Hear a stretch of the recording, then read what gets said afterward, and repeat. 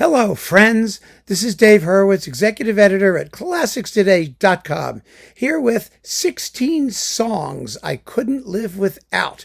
Now, I've talked a bit about songs, my leader problem, and other issues like that, and song cycles and whatnot. Some of you suggested I do a talk on 16 song cycles I couldn't live without, but I'm not going to do that because I don't really care about song cycles. I care about songs, individual songs. Sometimes, if they're grouped in cycles, I'll like the cycle. I will, but mostly I like individual songs, and these songs have nothing to do with the genre, the style. They're just songs. And as I've pointed out many times, that's true of songs. Songs are not genre specific. In other words, a song is a song. It's about 3 or 5 minutes long, somewhere in there, 2 minutes, whatever. It's got lyrics, usually about love. I don't get enough love. I have too much love. Love is making me nauseous. I'm sick of love. I'm killing myself over love. Love. That's what songs are. Sometimes they're about other things. And when they are about other things, they can be just marvelous. I love songs about other things. And, the I Got You, Babe, and don't do this to me, babe type song is horrible. And they've existed since the 12th century, at least. Like that we have them written down with the texts and the music somewhere, sometimes not together, but we have them. Anyway, the bottom line is that I regard all songs as one thing, irrespective of what style they're written in. And so that's the game here. I want 16 songs from each of you without emphasizing whether or not they're classical or not, if that's how you feel. If you only like classical songs, lieder or whatever, well, okay, knock yourself out. That's your choice. But I personally believe that a great song has interesting words and fabulous music, and you get that in every possible style where people write songs. So why not just enjoy the best of them in whatever medium or style they happen to be written in? Well, so here we go. You ready? And these are from when I was little, some of them. Lemon Tree, Peter, Paul, and Mary. Some of these are cover songs. There are other people wrote them, but these are the performers where necessary. I write them down. Lemon Tree, very pretty, and the lemon flower is sweet, but the fruit of the poor lemon is impossible to eat. Yeah, oh God, I love that song. Ever since I was like 2. And Peter, Paul, and Mary, well, I have to tell you how I got the record with Lemon Tree on it. When I was a little kid, I may have told this story before, I was a thumb sucker. That's what I did. My brother had a security blanket. I sucked my thumb. And it started to get sort of like bruised on my thumb. We called that a worse and worse because the more you sucked it, the worse it got. And so we went to the doctor. The doctor said, stop sucking your thumb. And my parents said, how are we going to get him to stop sucking my thumb? And they said to me, what do you want to stop sucking your thumb? I said, I want Lemon Tree. I want the Peter, Paul, and Mary record. I had to be like all of 4 or something. So they got me the record, and that day I stopped sucking my thumb. That was it. I had music. I did not need this. And, goes to show, right? So I remember it like it was yesterday. I really do. And, oh, God, I love that song. Then there was the Banana Boat song. Deo, Deo. You know that one, Harry Belafonte. Oh, God. The record was Calypso, which I still have and which I still adore. Everything on it. It was just, I love the exoticism of it. I loved everything about it, the rhythm and the sound. And oh my goodness, it was marvelous. Then Schubert. Okay, yeah, Schubert. We got to get to him at some point, don't we? No, Gretchen am Spinnrade. That's the Schubert song that really turned me on. Now, in music appreciation in grade school, we had to listen to Erlkönig, which is actually rather cool when you consider we were like in 5th grade or something, 4th grade. And I love Erlkönig, I really do. That was like the iconic Schubert song. But I thought Gretchen am Spinnrade was just so much more moving and sinister. Oh, that's so nifty. So that was my Schubert number. Then Haydn, the Pastoral song. My mother bids me bind my hair. My mother bids me bind my hair. Here's the thing about that song. I always knew it. I don't know from where I knew it. There are some some songs, some things that we hear that are just part of our DNA. They're like part of the culture. They're just there. And you're not always sure where they come from. But when I first heard the song as a song by Haydn, I was saying to myself, where was that? I've heard it since I don't know when. And then it was one of Haydn's English canzonettas. I mean, yeah, who guessed? Who knew? Maybe I'd heard it as a folk song. I don't know. I don't know where I encountered it, but I knew it. I already knew it. And it kind of blew me away to realize that this was an actual song written by somebody and just not something that was snatched out of the ether. It sounds like it was snatched out of the ether. It's one of those songs that has this inevitability and timeless quality that's really striking. But Haydn's English songs, I mean, their art songs are just tremendous. Absolutely fabulous, and that's one of them. So give that one a shot if you haven't heard it. Oh, God, yes. Next, Eleanor Rigby. The Beatles. Yeah. Look at all those lonely people. Yeah, you got it. First of all, the setting turned me on because it's a string sextet, I think, is the actual ensemble. But it's a string sextet. I mean, it sounds classical in its setting, and it's so appropriate to the topic, the idea of this, lonely spinster lady and others that they sing about in the song. And it's in the minor key, and it's one of the great art songs of the rock era. I think it's just a stunning piece of writing. Then we've got The Sound of Silence, another stunning piece of writing, an art song from the pop rock era, Simon and Garfunkel. I always thought it was The Sounds of Silence, but actually, apparently, they took the extra S off at one point. I had the original album. It was The Sounds of Silence, as I recall. Well, who cares?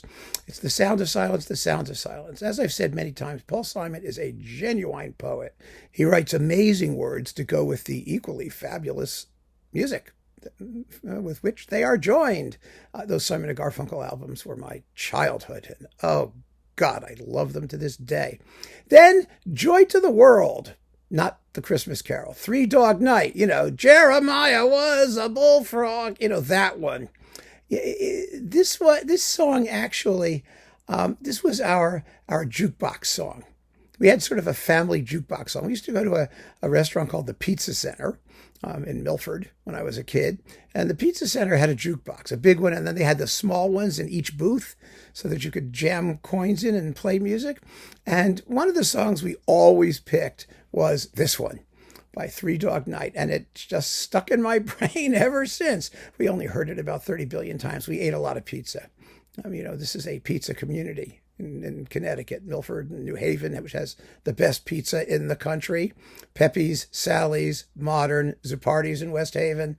It is the pizza capital of the universe. And my brother-in-law, who is Italian and who is an Italian foodie, fancy food importer person, agrees. There is nothing like New Haven pizza. So, yeah. So we used to eat a lot of pizza, and the jukebox was there, and we always listened to Joy to the World by Three Dog Night. After Three Dog Night, what could be more appropriate than Mahler's Ich bin der Welt abhanden gekommen?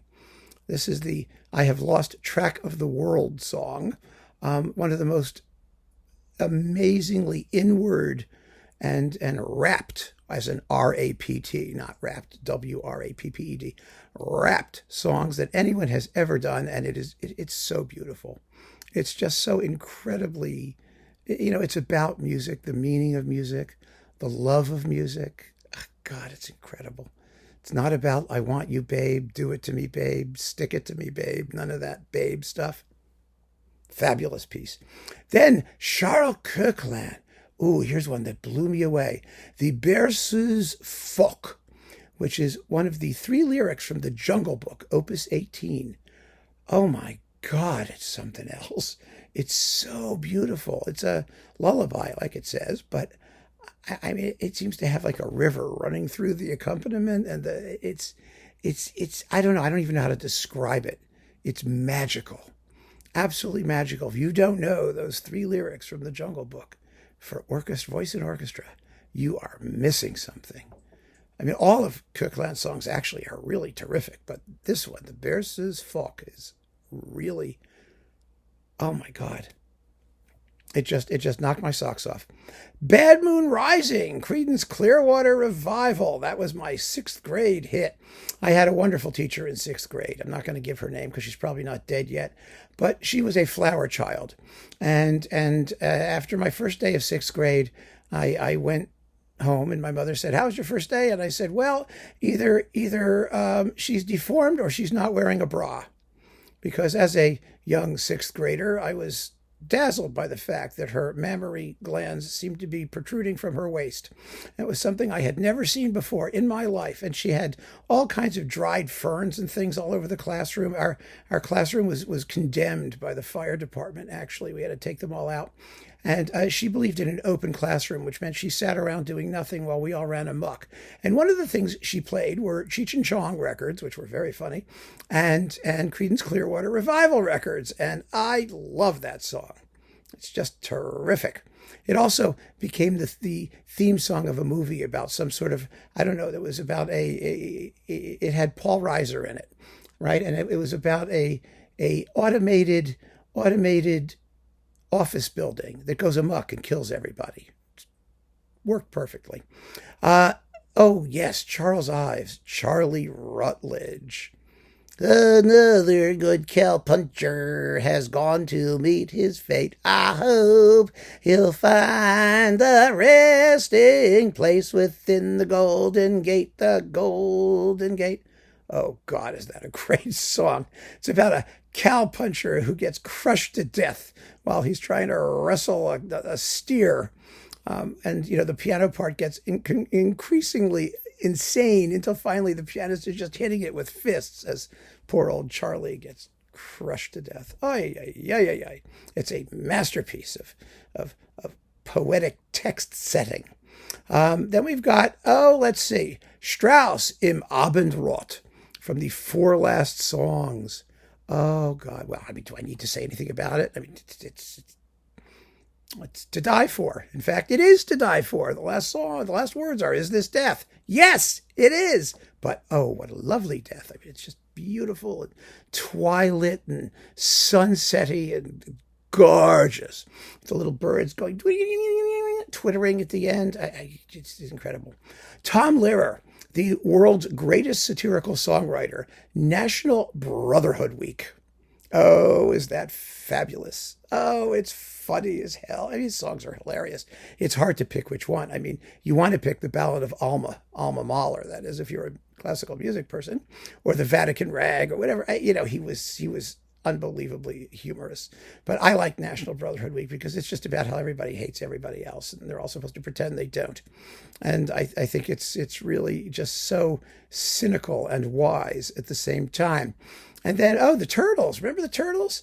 The Beatles had they got everybody, going with, it's sort of like insurance now. You have the Geico Gecko, then you have the Limu Emu, everyone had to have animal mascots. Well, all these rock bands had to have animal names after the Beatles. Because at least Beatles meant like beat, like rhythm, but, the others didn't so much. There was the monkeys and the turtles and the frogs and the snails and the rodents and then the bacteria and then God knows what else. And the Turtles did Happy Together. They covered Happy Together. It was written previously. I don't know why. That the refrain just catches me. It always, I couldn't get it out of my head, never could get it out of my head. And so, I still have the Turtles. They're wonderful. And then Copland, Going to Heaven. Going to Heaven is one of his 12 poems of Emily Dickinson. I particularly enjoy the orchestral setting rather than the piano setting because it's so incredibly well orchestrated. First of all, I love Emily Dickinson's poetry. I think she's amazing. I always used to argue with my sister about it because my sister is a real poet and she despises Emily Dickinson. But I thought she was amazing. It's one of those wonderful, wonderful songs that is theoretically looking forward to your afterlife, but not really. There's an ambivalence to Emily Dickinson's poetry that's so powerful, and Copland catches it perfectly in this song because he does it as it's just a rising arpeggio scale, da da da da da da da da. Oh God, it's amazing. Absolutely amazing. And last but not least, The Weavers, good old American folk songs and other folk songs. They sang all kinds of folk songs. The Weavers, involved Pete Seeger and other people like that. If I Had a Hammer, I'd hammer in the morning, I'd hammer in the evening, all over this land. Oh, wow. What a great song that is. Really a terrific song. A protest song about justice and equality and, our better angels. Those are the songs. I mean, going through these, there's not a lot of love songs in there, actually. There really aren't because, well, frankly, they kind of bore me. There's just too many of them. And I like the things that are, it was like when I was studying Russian, I liked all the irregular verbs. I like things that are different, things that stick out a little bit. And these, for me, do. So I'm very, very interested to know what your list of 16 favorite songs is. I really want to see these lists. I think there's going to be some really great stuff in there. So keep on listening, friends. Thanks so much for joining me. Take care.